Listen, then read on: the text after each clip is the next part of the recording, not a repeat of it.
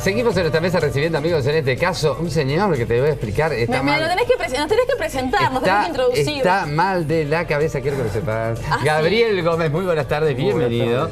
Me sumo al anterior, entonces que los anunciantes están mal de la cabeza, el que los ve también, el Toda que la viene gente que pasa por acá. Y se dedica a investigar en este país, se investiga, investigación histórica, así. O sea que, claro, él está mal de la cabeza por defecto, porque Claro. todo lo que investiga, Sí, ¿no? Es obviamente. gente que está mal de la cabeza. Exactamente. Seguramente. La semana pasada, la otra vez que vino, que nos visitó, estuvimos conversando de cómo era la guerra de dos mundos. Guerra de los mundos. De los La mundos. guerra de los mundos, ajá, muy Divino, bien. pero con filmaciones y grabaciones de la época, no sabes. Impresionantes.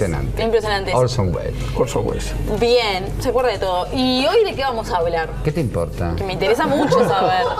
Mucho me interesa saber de qué vamos a hablar. ¡Está recién hoy. llegada! Pero vos ¡Ubicate! imaginate, vos me decís que es investigador. Bueno, De lo que hablaron la vez pasada. Bueno, ahora quiero saber lo que vamos a hablar ahora.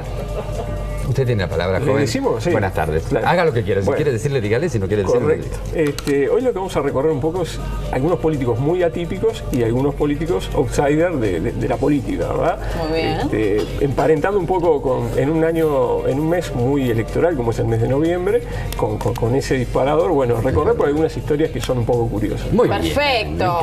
Me encanta. Me encanta. Cuéntenos. Bueno, ¿Por dónde va a arrancar? Vamos a arrancar por Benito Nardone. Ah, tiene Nardone. una calle ahí por Punta Carretas. Benito Nardone, ¿verdad? Ah, es verdad. Es cierto. Un hombre que surge del ruralismo, que es un sector político que él mismo forma, más allá de los partidos tradicionales que habían en la década del 50. No era ni blanco ni colorado, No, era... él tiene un origen ballista, pero después forma Mirá vos. ¿Es ese que estamos viendo? Exacto. Él forma esa agrupación política. Él había escrito en el diario El Día, en El Pueblo, el diario Rural, y a los 34 años de edad, bajo el seudónimo Chico Tazo, comienza una audición en Radio Rural defendiendo a los gremialistas del sector productivo rural, ¿no? Tuvo mucho éxito. Se presenta a la campaña legislativa del año 58, en las elecciones del 58, y llega a ocupar el Consejo Nacional de Gobierno y ser el presidente de ese consejo entre el 60 y el 61. O sea, como el presidente de la República. Exacto, porque era rotativo, ¿verdad? Acá hemos tenido regímenes colegiados, regímenes presidencialistas.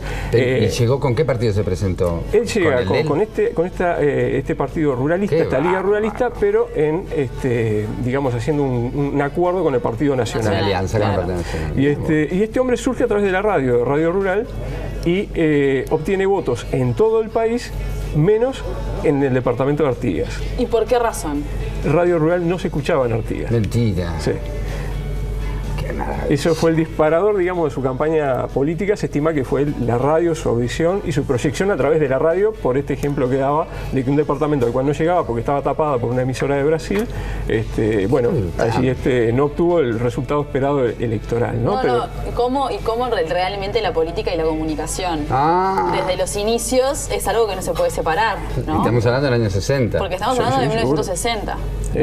Ya tenía una impresionante. influencia Ya tenía una influencia que es increíble, extrema, digamos. Bueno, tú fíjate que Don Pepe Valle, Sí. en el año 22, el 6 de noviembre, surge la radio en el Uruguay con proyección comercial, y el 12 de noviembre ya Don Pepe Valle había alquilado un espacio para su propia candidatura y bueno, obtiene también el beneficio de la victoria. Rapidísimo. Sí, a pocos días de estar al aire.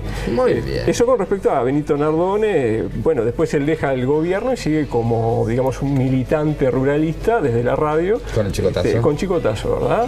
Pero es un ejemplo claro de cómo el medio de comunicación lo catapultó a la política. Y después no hizo más nada políticamente. Políticamente no. Se dedicó a la radio, al periodismo y a la defensa de los productores rurales desde una posición más gremialista que empresarial, ¿no? Bien, Maravilla. Muy bien. Nardone, muy Nardone, bien. ¿Quién más tenés? perfecto. Ahora vamos a pasar a otro político, ¿verdad? Vamos a pasar a Óscar Gestido. Gestido, también tiene una calle. Tiene una También calle.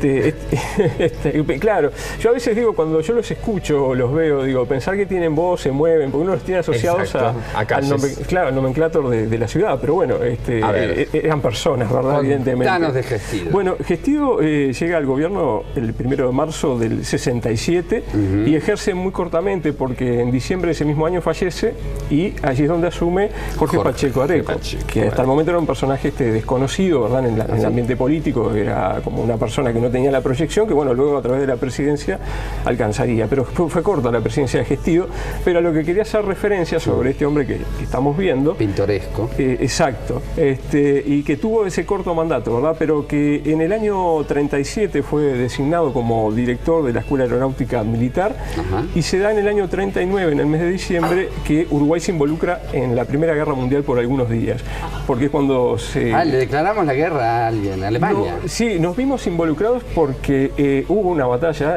frente a las costas de Punta del Este, en el Río de la Plata, entre 3 embarcaciones del Reino Unido y el crucero alemán, el Graf Spee. Y entra al puerto de Montevideo para reparar o tratar de... Hay unas medidas políticas allí, de toda una convulsión que se da, pero uno de los temores que tenía el gobierno en aquel momento era, bueno, y si el Graf Spee, con el poder de armamento que tenía, decide no irse, ¿qué pasa?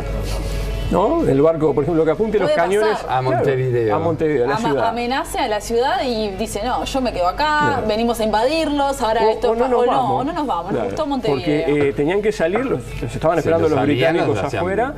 Y a la vez, si Uruguay o si Montevideo en ese momento le daba la bienvenida, era como ponerse en contra de Reino Unido. Claro. O sea, tenía que ser todo muy neutral por parte de... Y no podían hacer tareas de reparación en la nave, lo cual implicaba que, bueno, como habían entrado, tenían que salir, ¿verdad?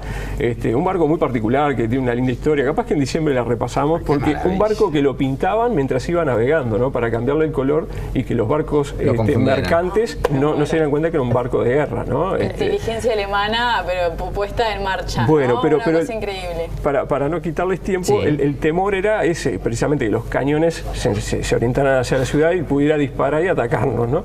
Entonces Gestío, en ese año 37, como director de esta escuela aeronáutica militar, se ofrece para ir con un avión cargado de explosivos y impactar directamente contra el kamikaze. Seguro, y sacarlo de circulación. Ay, no te puedo creer. Sí, eso se habló en el 39. La asumió en el 37, en el 39 y se había incluso, por las dudas, puesto en alerta una escuadrilla uruguaya también. Pero, como lo Ponja. Y después llegó a la presidencia, ¿verdad? Ya siendo general, a la presidencia del país, teniendo ese lamentable suceso de que, bueno, muy corto periodo de gobierno, ¿no? Muy bien. Ahora nos vamos a otra figura política, nos vamos a Luis Valle-Verres. Ajá. Luis Valle y su árbol genealógico, ¿no? Allí tenemos imágenes esas imágenes. Esas imágenes corresponden a Luis Valle-Verres y al general Perón. Evita está ahí. Exacto, y Eva Perón. Con el excelentísimo señor presidente de Uruguay. Y debo decir que para mí este es un día de inmensa satisfacción, porque hemos realizado un acuerdo de acercamientos efectivos de pueblos y de gobiernos. Los acercamientos efectivos de pueblos y gobiernos que por fortuna siempre han tenido la República Argentina y la República Oriental del Uruguay. Maravilla. Estoy seguro que los estamos cumpliendo con el deseo de... Esto era el 27 de febrero del 48, habían problemas políticos entre Argentina y Uruguay, límites del río Uruguay y otra serie de situaciones que se daban en el gobierno peronista. Ni Luis Valle quería ir a Argentina, ni Valle quería venir a Uruguay. Entonces, ¿qué hicieron? Luis Valle va en el velero Capitán Miranda al medio del río de la Plata y Perón viene en el yate presidencial al medio del río de la Plata. Esa practicidad. Y ahí se firma el acuerdo, ¿verdad?, que levantaría esta situación. ¡Qué cogote! Y después, dentro del repaso que teníamos previsto, hay un outsider de la política que es Domingo Tortorelli. Este hombre que tiene la particularidad de que en las elecciones de 1950 se presenta él con su esposa a la vicepresidencia. Allí lo vemos en el balcón de su casa en 18 de julio y Requena. Que ahora es una escuela. Y tú sabes que, bueno, en su discurso tenía medidas muy significativas, entre otras poner canillas con leche en las esquinas, claro, hacer un una ruta que de Rivera a Montevideo fuera embajada para no gastar combustible de los camiones. Bueno, la yerba. Un programa de gobierno bien particular, ¿no? Sí, la yerba, el vino, por ejemplo, el azúcar no a mitad de precio. Si él se la asumía, Valle d'En en Tacuarembó la quería convertir en la Venecia uruguaya con góndolas. Los de Valle d'En, cuando fue a proponerles eso, lo miraron un poco extraño, ¿verdad? Sí, más vale. Y obtuvo... Era que iba a techar 18 de julio también. Buenas ideas, unas buenas ideas tiene, perfecto. 43 votos obtuvo en su elección de 1950. Qué maravilla. Pero muy buenas ideas, la verdad que yo lo hubiera votado. Y además quería implementar digamos, la jornada laboral en 15 minutos y que, y que todos quienes cumplieran 18 años podían acceder a un cargo público. Me encanta. No, lo de la jornada laboral de 15 minutos me parece fantástico. ¿Qué es la jornada laboral en 15? Trabajar 15 minutos por día. Prendés la computadora y terminaste. No había computadora, escribías a máquina, 15 minutos y te ibas. Hacías un zapato y papel. Ya está. Y chao. Correcto. Me encantó. Y así todo no logró el éxito que esperaba alcanzar. Qué maravilla. Ahora que dijiste eso de que tuvo 43 votos, después me lo voy a buscar, porque hubo, no sé si era una Unión Patriótica, puede ser. Néstor Volentini. Volentini, que tuvo creo que menos de 43. Sí, bueno, también venía de un periodo muy especial de gobierno, ¿no? Pero tendríamos que investigar eso, a ver quiénes son los que han tenido menos votos. Lo haremos de esa forma. Y después, bueno, estuvieron las Coito, que era lo que yo te decía, candidatas a senadoras. Sartori, que resultó ser la segunda fuerza del Partido Nacional. Pinchinati. Entonces seguimos con esto la próxima que perfecto. Nos tenemos que ir. Sí, ya está, porque nos están corriendo como locos. Un placer, Por favor, muchas encantado. gracias por venir. ¿Nos vamos, Fito? Dale, nos vamos. ¿Qué te parece? No, a la tanda, que todavía nos queda resumen. Nos está haciendo una proyecto deliciosa. Es que estoy muy cansado. Tortolini al poder. Va. Vamos a la pausa, por favor.